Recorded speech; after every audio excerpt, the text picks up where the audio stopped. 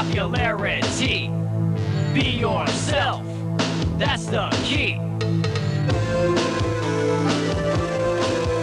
Homecoming week is running wild and advertisements are up everywhere for election of the homecoming queen. Huh? No mention of the homecoming king? Who's counting? That's great for a subplot in itself, but Bayside doesn't have time for the king. Well, we'll let you know if anything happens to Princess Di. Nah, it's all about the most popular girl in school so she can rub her title in the face of the worthless, the not so popular schlubs to make it clear that high school is a class divided and unbeatable system. Oh, come on, you're a shoo-in. Guys bribe teachers just to sit beside you in class. Zach opens up with another monologue. It's homecoming week, and Bayside is getting ready for the big game against Valley. I don't like to knock our team, but last year, their band scored a touchdown against us. And wait a minute, what happened to your hair? Zach opens up with another monologue. And wait a minute, what happened to your hair? Did their Moose contract expire? The hair looks like it is getting away from him. I know every decade is known for its outrageous hairstyle, but good God, that wake up in the morning look has got to go. Any more distractions? What if they find out I wear a retainer at night? How is anyone going to find out you wear a retainer? Want to join our retainer club? Bayside is pretty pumped up for that big game against Valley, who apparently have kicked their asses every year for the last 23 years. We won, I'm sure. We won. Get real. Valley is the best, like forever's the deal. Yet out of those 23 years, due to the size of California and all the neighboring football towns, you were not a new conference. No problem. We'll just cover the stupid part. Sorry, I'm not seeing the appeal, growth, or even how economically feasible it is to sustain a two-team conference of just fighting each other week after week, month after month, year after year. Seriously, who's your sponsor? NyQuil? Because you're giving me the Z's. Yeah, isn't it great? You might as well change it from Bayside High to Bayside Seminary. Rather be eaten by a shark. Then, walking down the stairs, led by star quarterback A.C. Slater, and declares in Valley Girl lingo that he guarantees a victory against Valley. Like, for sure. Gee, I don't know. That's nice. I really like that. Kelly, the pom-pom princess, is all pumped for being the next homecoming queen. Aw, isn't she a freshman? Give us a break. Sorry, little Miss Springfield. Try again in 3 years. You really think so? What do I know? The writers know nothing about what goes on in the real world anyway. Good point. You are painting just a caricature out of nothing. How would I know? In chemistry class, Screech is celebrating his first break into manhood with the celebration of his new pus friend Pimple named Murray that he insists Zach kisses for good health. He feels like a young buck ready to spread his seeds of rejection among the many girls who will still accept and ignore him as being dumb, revolting, and annoying. Look at this face. Tell me what you see. Proof that there's life on other planets. Instead of the solution to solidify as instructed, it blows up all over his face. Whoop, there it is. Meanwhile, at the Max, Slater and Zach beg upon Kelly to drink their milkshakes. Yeah, right. The last time the boys brought the milkshakes to her yard, found out she was lactose intolerant. Kelly's competition, Susie and Muffin, strut themselves in. Wait, Muffin? Didn't your mother get enough to eat when she had you? That while hallucinating on Demerol, calling you that name on the delivery table.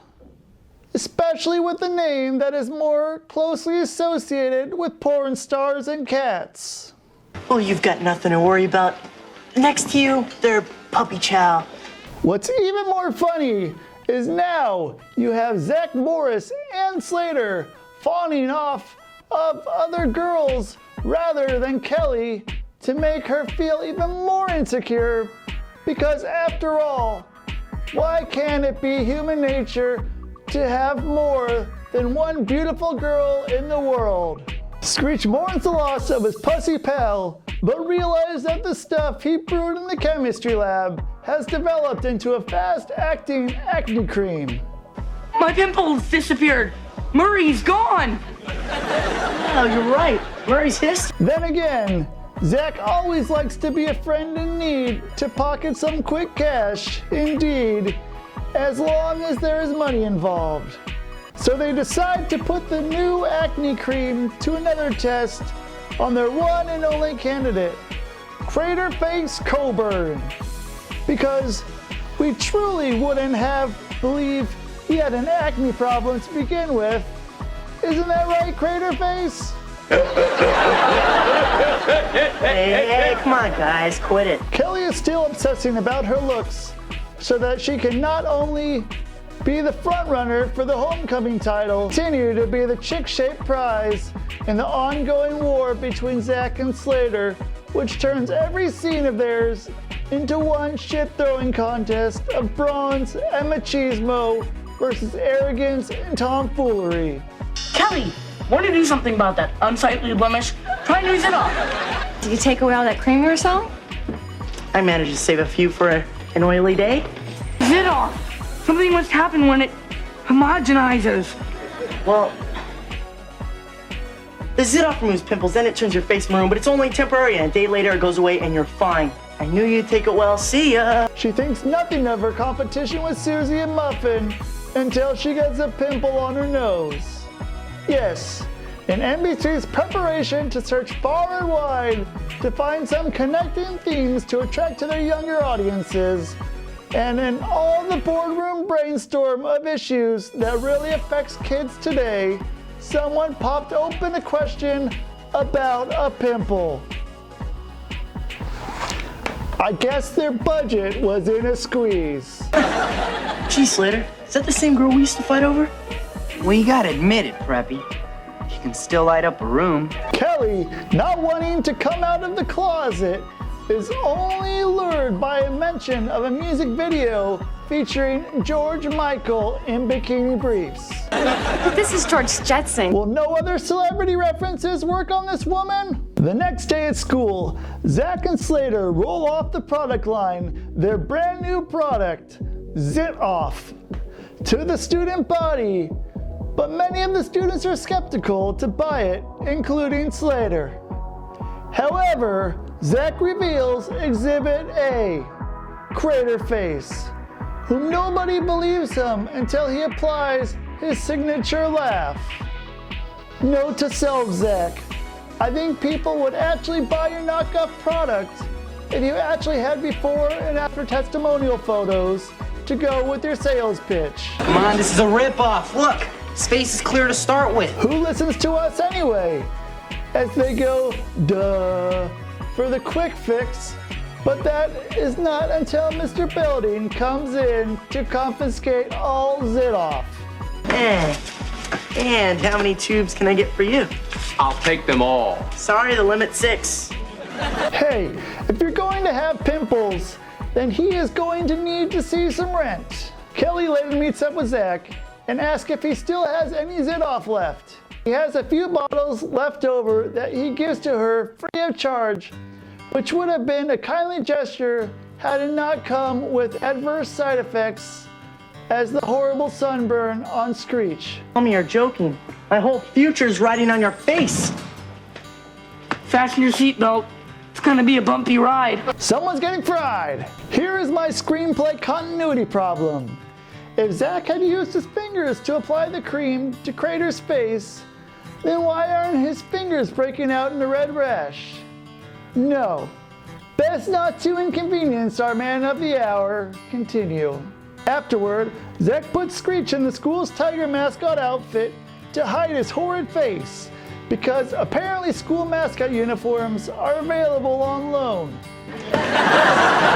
Zach must rush to find Kelly before Kelly uses the cream. He finds her only to find out she's already used the cream, and being the greedy capitalist that he is, fails to warn her of the side effects. Zach, you're something really bad. So you're a liar and doing business with an unlicensed pharmaceutical company?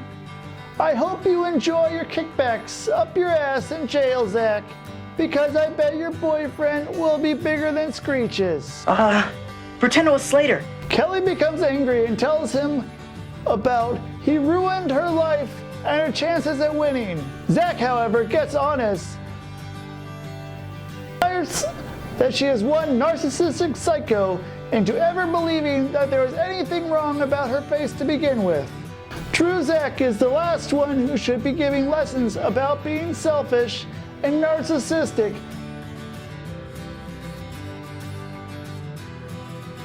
Especially since he didn't do enough product testing beforehand to check for any unwanted side effects before marketing it out. Then again, both of these can be douches just for one day, as long as they learn their lessons. Are we still on for the weekend? Out! Later on, the homecoming rally is on, and yes, it's at the Mexican, because clearly Bayside should just ante up and show some self-respect. And buy the place, since the school can't fund indoor athletics. Like, for sure. The votes are tallied. Coming in third place was Muffin Sangria. You would think with a last name like that, that would be one part you would want to hide about themselves. Then again, if you were my wife, I'd drink it. Did the writers put 2 and 2 together from the dictionary and responded with, "This sounds exotic"?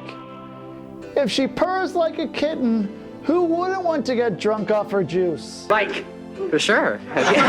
So by the process of elimination, place goes to Kelly, probably due to the sympathy vote for looking like prune face. Hi, thanks everybody for making me your queen, even though I look like this. After all, this is all about being bigger and better, people, learning an important lesson about not being vain. Kelly later apologizes to Zach because after all, the episode is about to be over with, and they had to say something to reset everything back to normal within the continuity universe. Well, it takes my breath away. Zach ends the episode in an old 50s style highlight reel, which is based on a compilation of an old United States Football League game used in the public domain to show that Valley was so distracted by the Bayside red faces that it threw them off. I don't blame them, especially if the other side of the field looked like it was coming down with a communicable disease due to an epidemic. Go Bayside!